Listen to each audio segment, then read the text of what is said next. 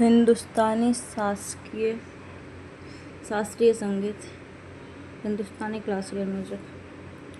प्रारंभ में भारत और दक्षिण भारतीय संगीत की शैलियों में कोई अंतर नहीं था। वे विभेद दिल्ली सल्तनत काल के दौरान प्रारंभ हुआ। अमीर खुसरो को हिंदुस्तानी शैली का अग्रदूत माना जाता है। आरंभ में ही हिंदुस्तानी शैली के गायकों ने राग के समय, ऋतु एवं मनोदशा सिद्धांत सीजन एंड मूड थ्योरी का अनुपालन करना प्रारंभ कर दिया था। शास्त्रीय हिंदुस्तानी संगीत के प्रकार। ध्रुपद, यह भारत की सबसे पुरानी शास्त्रीय संगीत शैली है जिसकी उत्पत्ति ब्रज और अवध के मंदिरों में हुई है। यह एक सरल और सहज गायन शैली है जिसमें गायन के दौरान फेफड़ों और स्वर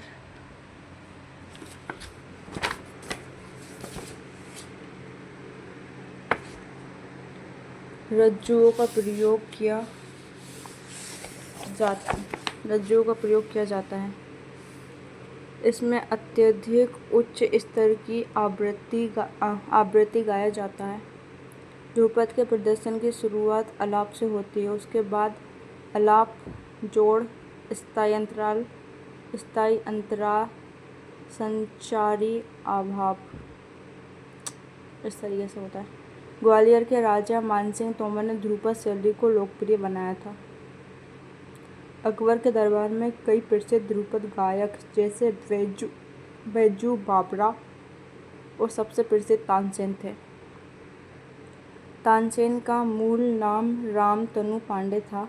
उनकी गायकी से प्रभावित होकर अकबर ने उन्हें मियां ध्रुपद के उस्ताद की उपाधि दी थी।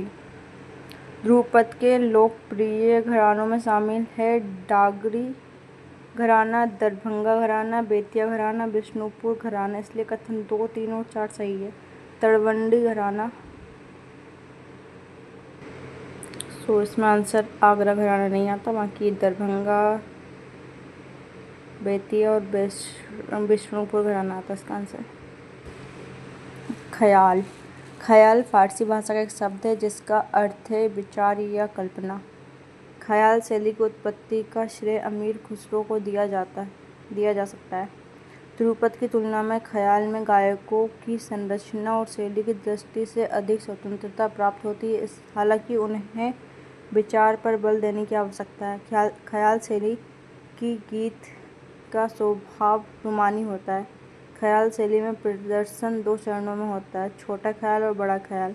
ख्याल शैली के लोकप्रिय घरानों में शामिल है किराना घराना, ग्वालियर घराना, पटियाला घराना, जयपुर घराना और आगरा घराना, इसलिए विकल्प 1 सही नहीं है। 9 का सी।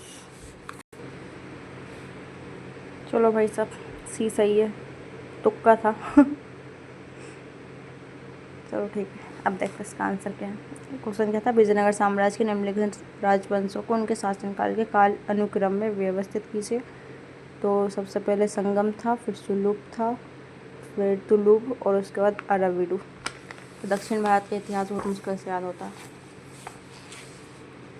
मेरे को तो आता भी नहीं कुछ उसके बारे में ज़्यादा। संगम वंश विजयनगर साम्राज्य पर शासन करने वाला पहला राजवंश था।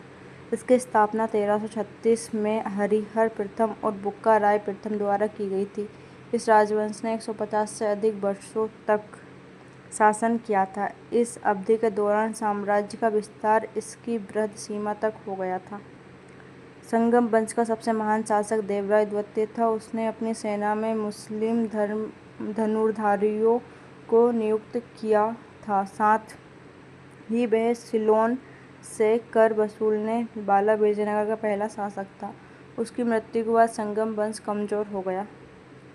इस वंश का अंतिम शासक विरूपाक्ष राय, जो उनके सेनापति तुलुक नरसिम्हा राव प्रथम ने 1485 में सिंहासन से हटकर सुलुक वंश का शासन प्रारंभ किया। सुलुक वंश नरसिम्हा राव द्वितीय सुलुक वंश का सबसे प्रतापी शासक था। संत अन्नमाचार्य का संबंध भी इसी काल से था। नरसिम्हा द्वितीय की मृत्यु के बाद नरसा नायक ने अपने पुत्र वीर नरसिम्हा को सिंहासन पर बिठाया। वीर नरसिम्हा ने 1491 में तुलुप वंश के शासन का प्रारंभ किया। तुलुप वंश विजयनगर साम्राज्य का सबसे सफल राजवंश था। इस काल के दौरान साम्राज्य अपनी शक्ति और समृद्धि के शिखर पर पहुंच गया था। कृष्णदेवराय 1509 से 1529 तक इस राजवंश में सबसे महान शासक थे। राम राय के शासन काल के दौरान 1555 ईस्वी में तालीकोटा के युद्ध में बहमनी परिसंघ बीजापुर, अहमदनगर, गोलकुंडा और बीदर की संयुक्त सेना ने उसे रामराय को पराजित कर दिया था। रामराय को कैद कर लिया गया और उसकी हत्या कर दी गई। इसके उपरांत विजयनगर शहर को नष्ट कर दिया गया। इस युद्ध को सामान्यतः विजयनगर साम्राज्य के पतन का प्रतीक माना जाता है। हालांकि विजयनगर साम्राज्य लगभग अगले एक शताब्दी तक अराविडु राजवंश के अधीन अस्तित्व में रहा। 1565 में अराविडु राजवंश ने तुलुप राजवंश को प्रतिस्थापित किया। अराविडु वंश विजयनगर साम्राज्य पर शासन करने वाला अंतिम राजवंश था। इसी काल के दौरान साम्राज्य का पतन प्रारंभ हुआ। तत्पश्चात 1646 में अराविडु राजवंश का अंत हो गया। इसलिए कथन सी सही उत्तर है। 10th का ए। प्राचीन भारतीय संदर्भ में निम्नलिखित ऐतिहासिक ग्रंथ दीपवंश और महावंश के रूप में निम्नलिखित में से कैसे संबंधित है? बौद्ध धर्म के क्षेत्रीय इतिहास। ये सही है। तो ये रहा इसका एक्सप्लेनेशन। बौद्ध ग्रंथों के अंतर्गत प्राचीन धर्म ग्रंथों, शिक्षाओं और ऐतिहासिक वृत्तांतों का समृद्ध और विविध संग्रह शामिल है। वे बौद्ध दर्शन, नैतिकता और प्रथाओं को समझने हेतु मूल स्रोत के रूप में कार्य करते हैं।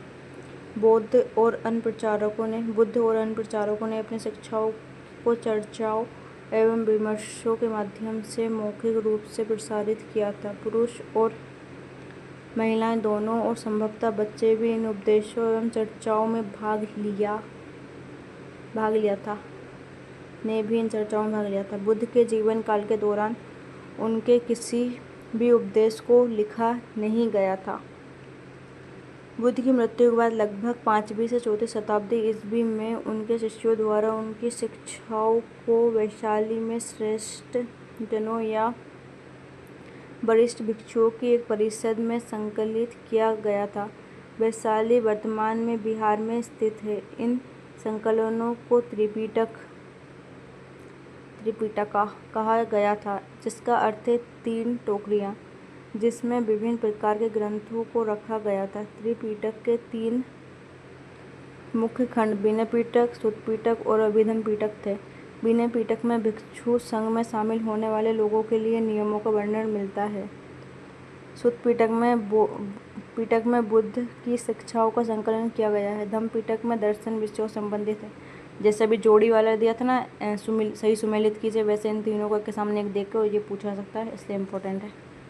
आगे चलकर इन ग्रंथों पर बौद्ध विद्वानों द्वारा टीका टिप्पणी लिखी गई। जैसे जैसे बौद्ध धर्म का विस्तार श्रीलंका जैसे नए क्षेत्रों में हुआ, दीपवंश, दीप का इतिहास, और महावंश, महान इतिहास जैसे अन्य ग्रंथों की रचना हुई। उनमें बौद्ध धर्म का क्षेत्रीय इतिहास संकलित किया गया था।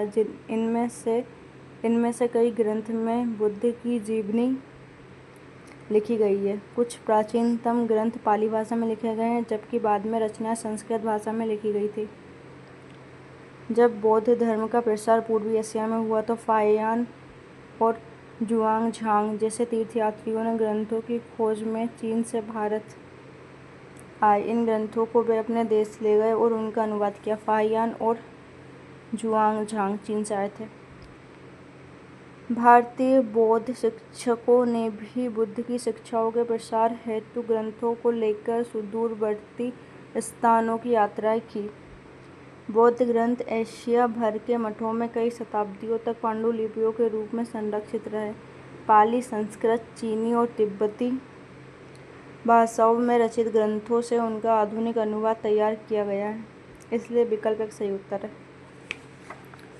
अब 11 क्वेश्चन यहाँ से कल करेंगे 10 क्वेश्चन, ठीक है। 10-10 करके करेंगे तो कम से कम हो पाएंगे। बाकी अगर रिजल्ट निकालना हो तो कितने से कितने गलत, 1 2 3 4 5 6 6 गलत, ठीक है। 6 गलत, ठीक है। इधर पर 1 7 गलत, 3 सही। एक आंसर पे 2 नंबर, मतलब 6 नंबर टोटल, ठीक है। और 3 गलत होने पर 1 नंबर गया, तो 2.33 नंबर जाएंगे इसमें से, तो मार्क्स मिलेंगे 3 अब ये 100 में से 33 जाएंगे तो 67 कुछ इतने से नंबर मिले, ठीक है। कितने में से? 20 में से। एक क्वेश्चन 2 नंबर का। ये है यूपीएससी। 6 नंबर आए थे, वो भी नहीं आए। वैसे भी मेरे को शायद नहीं थी, हिस्ट्री पढ़ रही पूरे साल से, तब भी कुछ नहीं आ रहा मेरे को। चलो ठीक है, अब 10 क्वेश्चन कल करेंगे, इसी सेट कराएंगे। Bye bye.